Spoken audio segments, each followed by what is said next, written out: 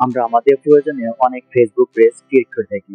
কিভাবে এই Facebook page deactivation বা ডিলিট করতে পারি? এর জন্য আমাদের সর্বপ্রথম ফেসবুকের অফিসিয়াল অ্যাপসে প্রবেশ করতে হবে। তারপর আমাদের এই থ্রি ডট আইকন এখানে ক্লিক করতে হবে। এখানে ক্লিক করার পর আমরা যে পেজটা ডিলিট করব সেই পেজটা সিলেক্ট করে নেব। এর জন্য আমাদের এই আইকনে ক্লিক করতে হবে, তারপরে সেই পেজটা সিলেক্ট করে দিতে হবে। পেজটা সিলেক্ট করার পর আবার আমাদের এই থ্রি ডট আইকন এখানে ক্লিক করতে হবে।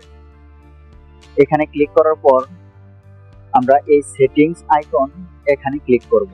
তারপর নিচের দিকে স্ক্রল করে আমরা দেখতে পারবো যে অ্যাক্সেস এন্ড কন্ট্রোল, এখানে আমরা ক্লিক করব। এখানে ক্লিক করার পর আপনারা যেরকমটা দেখতে পাচ্ছেন যে ডিঅ্যাক্টিভেশন বা ডিলেশন, এটাতে ক্লিক করতে হবে আমাদের।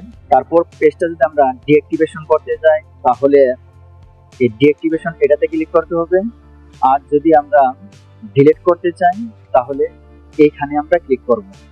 আমি এই পেজটা ডিলিট করব, এর জন্য ডিলিট পেজ এখানে ক্লিক করে তারপরে কন্টিনিউতে ক্লিক করব। কন্টিনিউতে ক্লিক করার পরে আবার আমরা কন্টিনিউতে ক্লিক করব। তারপরে নিচের দিকে স্ক্রল করার পর আবার আমরা কন্টিনিউতে ক্লিক করব। এরপর পাসওয়ার্ডটা দিব। পাসওয়ার্ডটা শেষ হওয়ার পর কন্টিনিউতে ক্লিক করব। তারপরে আবার কন্টিনিউতে ক্লিক করব। এরপর এই ডিলিট পেজ এখানে আমরা ক্লিক করব।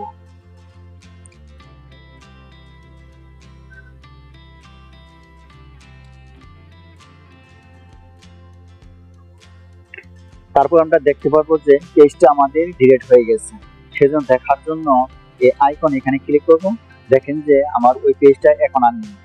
এইভাবে আমরা ফেসবুকের পেজ ডিলিট বা ডিঅ্যাক্টিভেশন করতে পারি।